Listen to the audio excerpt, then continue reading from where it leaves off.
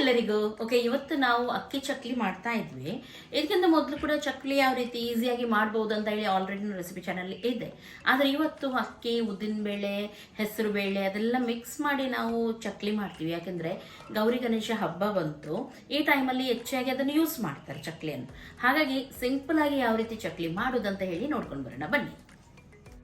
Okay, ಸೊಸೈಟಿದು ration ಅಕ್ಕಿ white ಬರುತ್ತೆ ನೋಡಿ, ಅದನ್ನು ತಗೊಂಡಿದ್ದೀವಿ. ಇಲ್ಲಿ ಒಂದು 2 kg ಅಷ್ಟು ಚೆನ್ನಾಗಿ ತೊಳೆದು ಬಿಸಿಲಿಗೆ ಹಾಕಿ ಒಣಗಿಸಿ ಇವಾಗ ಇದನ್ನು ಹುಡಿ ಮಾಡಲಿಕ್ಕೆ ಕೊಡ್ತೀವಿ, ಚಕ್ಲಿ ಮಾಡಲಿಕ್ಕೋಸ್ಕರ. ಅಥವಾ ರೈಸ್ ಹಿಟ್ಟು ಇದೆ ಆದರೂ ಮಾಡ್ಬೋದು, ಆದರೆ ಈ ರೀತಿ ನೀವು ಮಾಡಿದರೆ ತುಂಬ ಚೆನ್ನಾಗಾಗುತ್ತೆ. ಹಾಗಾಗಿ ಇದನ್ನು ಇವಾಗ ಮಿಲ್ಲಿಗೆ ಕೊಡ್ಲಿಕ್ಕೆ ಉಂಟು, ಗಿರಣಿಗೆ ಹುಡಿ ಮಾಡಿ ಬರಲಿ. ಓಕೆ, ಒಂದು ಇದು ಕೊಡಿ ಪಾತ್ರೆ. ಇದ್ರೊಂದಿಗೆ ಇದು ಹೆಸರು ಬೇಳೆ. ಓಕೆ, ಕರೆಕ್ಟಾಗಿ 1 ಕಪ್ ಅಷ್ಟು ಇದಕ್ಕೆ ಹೆಸರು ಬೇಳೆ ಹಾಕ್ತಾ ಇದ್ದೀನಿ. ಇದನ್ನು ಫ್ರೈ ಮಾಡ್ಲಿಕ್ಕೆ ಉಂಟು. ಹಾಗೂ ಅದರೊಂದಿಗೆ 1 ಕಪ್ ಅಷ್ಟು ಉದ್ದಿನ ಬೇಳೆ ಕೂಡ, ಇದನ್ನು ಕೂಡ ಹಾಕಿ ಉರಿಬೇಕು. ಒಂದು 10 ರಿಂದ 15 ಖಾರ ಮೆಣಸು ಕೂಡ ಹಾಕೋಣ ಇದಕ್ಕೆ. ಓಕೆ, ಇಲ್ಲಿ 15 ಖಾರ ಮೆಣಸು ಕೂಡ ಹಾಕಿದೀವಿ ನಾವು. ಇದನ್ನೆಲ್ಲ ಒಟ್ಟಿಗೆ ಗ್ರೈಂಡ್ ಮಾಡ್ಲಿಕ್ಕೆ ಉಂಟು. ಆದ್ರೆ ಹುಡಿ ಮಾಡುವಾಗ ಬೇಳೆ 2 ಬೇಳೆ ಕೂಡ ಫ್ರೈ ಮಾಡಿ ಇದಕ್ಕೆ ಹಾಕಿದ್ರೆ ಆಯ್ತು. ಇದು ಫ್ರೈ ಮಾಡಲ್ಲ, ಅಕ್ಕಿನ ಇಲ್ಲ, ಬೇಳೆ ಮಾತ್ರ ಸ್ವಲ್ಪ ಫ್ರೈ ಮಾಡಿ ಹಾಕಿ. ಓಕೆ, ಇವಾಗ ಇದಕ್ಕೆ ಹೆಸರು ಬೇಳೆ ಕೂಡ ಫ್ರೈ ಮಾಡಿ ಹಾಕಿದೀವಿ. ಇವಾಗ ಉದ್ದಿನ ಬೇಳೆ ಫ್ರೈ ಆಗ್ತಾ ಉಂಟು. ಎಲ್ಲವನ್ನು ಒಟ್ಟಿಗೆ ಹಾಕಿ ನಾವು ಗಿರಣಿಗೆ ಕೊಟ್ಟರೆ ಆಯ್ತು. ಓಕೆ, ಇವಾಗ ಉದ್ದಿನ ಬೇಳೆ ಕೂಡ ಇದಕ್ಕೆ ಫ್ರೈ ಮಾಡಿ ಹಾಕಿದೀವಿ. ಇವೆಲ್ಲವನ್ನು ಇವಾಗ ನಾವು ಒಂದು ಪ್ಲಾಸ್ಟಿಕ್ ಅಲ್ಲಿ ಹಾಕಿ ಮಿಲ್ಲಿಗೆ ಕೊಟ್ಬಿಡೋಣ. ಈ ಹಿಟ್ಟನ್ನು ಇವಾಗ ಮಿಲ್ಲಿಂದ ತಗೊಂಡು ಬಂದಿದ್ದೀವಿ.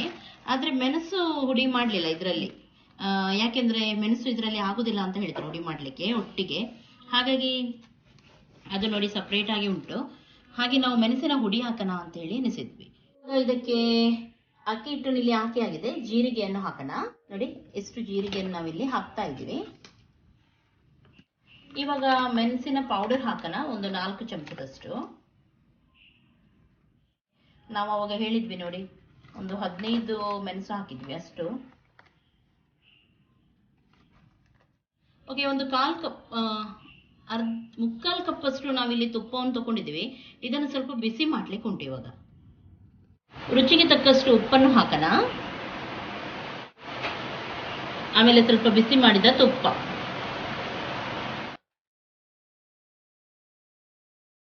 ಆಮೇಲೆ ಬಿಸಿ ನೀರು ಹಾಕಿ ಇದನ್ನು ನಾವು ಕಲಿಸ್ಬೇಕು.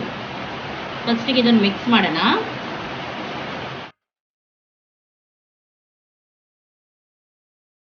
ಓಕೆ, ಇವಾಗ ಬಿಸಿ ನೀರು ಇದು ಹಾಕಬೇಕು. ಬಿಸಿ ನೀರು ಹಾಕಿ ಹಿಟ್ಟನ್ನು ಕಲಿಸ್ಬೇಕು.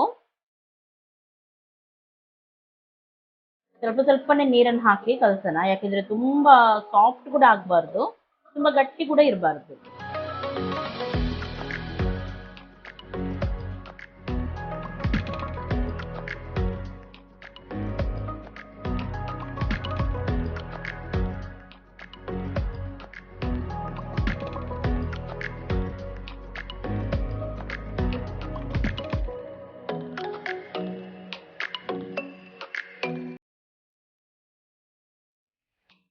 ಕರೆಕ್ಟ್ ಆಗಿ ಈ ರೀತಿ ಮಿಕ್ಸ್ ಮಾಡ್ತಾ ಹೋಗಿ.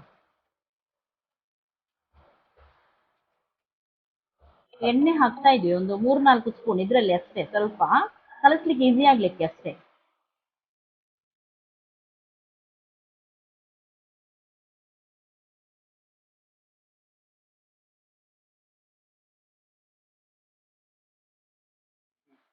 ಓಕೆ, ನೋಡಿ ಈ ರೀತಿ ಬರಬೇಕು ಹಿಟ್ಟು. ತುಂಬಾ ಟೈಟ್ ಕೂಡ ಅಲ್ಲ, ತುಂಬಾ ಸಾಫ್ಟ್ ಕೂಡ ಅಲ್ಲ, ಇದು ಕರೆಕ್ಟ್ ಇದೆ. ಇವಾಗ ಇದನ್ನು ಒಟ್ಟಿಗೆ ಮಾಡಿ ಒಂದು 10 ರಿಂದ 15 ನಿಮಿಷ ಹಾಗೇನೆ ಮುಚ್ಚಿಡೋಣ. ಸರಿಯಾಗಿ ಎಲ್ಲ ಸೆಟ್ ಆಗುತ್ತೆ ಅವಾಗ ಹಿಟ್ಟು. ನೋಡ್ಬೋದು ಟೆಕ್ಸ್ಚರ್, ಇನ್ನೊಮ್ಮೆ ತೋರಿಸ್ತಾ ಇದ್ದೀನಿ ನೋಡಿ, ಹೀಗೆ ಬರ್ಬೇಕು.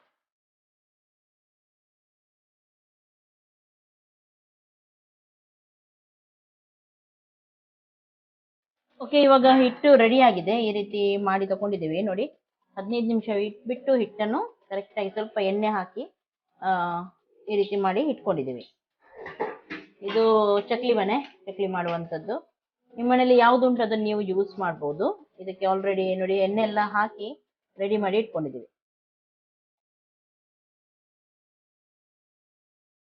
ಚೆನ್ನಾಗಿ ಇದನ್ನು ನೋಡಿ ಈ ರೀತಿ ಅದುಮಿ ನೋಡಿ ಕರೆಕ್ಟ್ ಆಗಿ ಬರ್ಬೇಕಿದೆ ಹಿಟ್ಟು.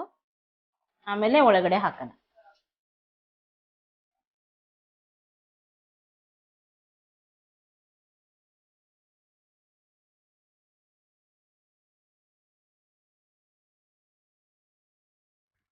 ಓಕೆ ನೋಡಿ ಈ ರೀತಿ ರೌಂಡ್ ಆಗಿ ತಿರುಗಿಸ್ತಾ ಹೋದ್ರೆ ಆಯ್ತು. ಕಟ್ ಆಗಲ್ಲ, ಕರೆಕ್ಟ್ ಆಗಿ ಬರುತ್ತೆ ನೋಡ್ಬೋದು.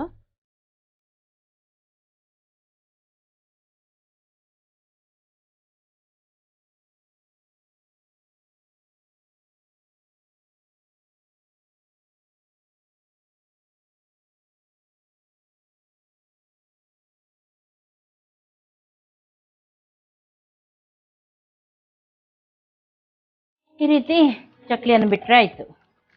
ಸಿಂಪಲ್ ಆಗಿ ಕಟ್ ಆಗುದಿಲ್ಲ, ಕರೆಕ್ಟ್ ಆಗಿದೆ ಹಿಟ್ಟು. ನಾನು ಹೇಳಿದ ಹದದಲ್ಲಿ ನೀವು ಹಾಕಿ ಪರ್ಫೆಕ್ಟ್ ಆಗಿ ಬರುತ್ತೆ.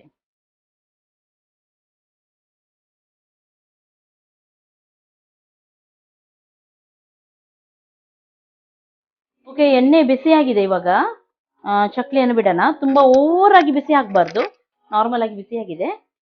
ಯಾಕೆಂದ್ರೆ ಸರಿಯಾಗಿ ಕಡಕ್ ಆಗಲ್ಲ.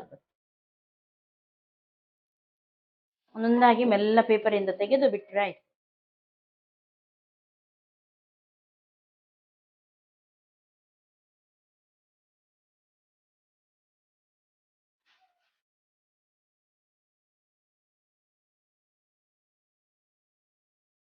ಓಕೆ, ಇವಾಗ ಗ್ಯಾಸ್ ಅನ್ನು ಮೀಡಿಯಂ ಫ್ಲೇಮ್ ಅಲ್ಲಿ ಇಟ್ಟು ಚೆನ್ನಾಗಿ ಇದನ್ನು ಫ್ರೈ ಮಾಡ್ಬೇಕು. ಅವಾಗ ಮಾತ್ರ ಅದು ಕಡಕ್ ಆಗುತ್ತೆ. ಇಲ್ದಿದ್ರೆ ಓವರ್ ಎಣ್ಣೆ ಬಿಸಿ ಆದ್ರೆ ಒಮ್ಮೆಲೆ ಕಪ್ಪಾಗುತ್ತೆ, ಆದ್ರೆ ಒಳಗಡೆಯಿಂದ ಕಡಕ್ ಆಗಲ್ಲ. ಮತ್ತೆ ನಾವು ತೆಗಿತೀವಿ ಅಲ್ವಾ, ಅವಾಗ ನೆಕ್ಸ್ಟ್ ಡೇಗೆ ಸಾಫ್ಟ್ ಆಗಿ ಬಿಡುತ್ತೆ, ಕ್ರಿಸ್ಪಿಯಾಗಿ ಬರಲ್ಲ. ಹಾಗಾಗಿ ಮೀಡಿಯಂ ಫ್ಲೇಮ್ ಅಲ್ಲಿ ಈಗ ಚೆನ್ನಾಗಿ ಇದನ್ನು ಕಲರ್ ಬರುವವರೆಗೂ ಫ್ರೈ ಮಾಡೋಣ. ಓಕೆ, ಇವಾಗ ಫ್ರೈ ಆಗಿದ್ದೆ. ಇದನ್ನು ನೋಡಿ ಈ ರೀತಿ ಕಲರ್ ಬರಬೇಕು. ಕಲರ್ ಬಂದಿದೆ, ತೆಗೆಯೋಣ. ಯಾವುದೆಲ್ಲ ಕಲರ್ ಬಂದಿದೆ ಅದನ್ನು ಫಸ್ಟಿಗೆ ತೆಗೀರಿ.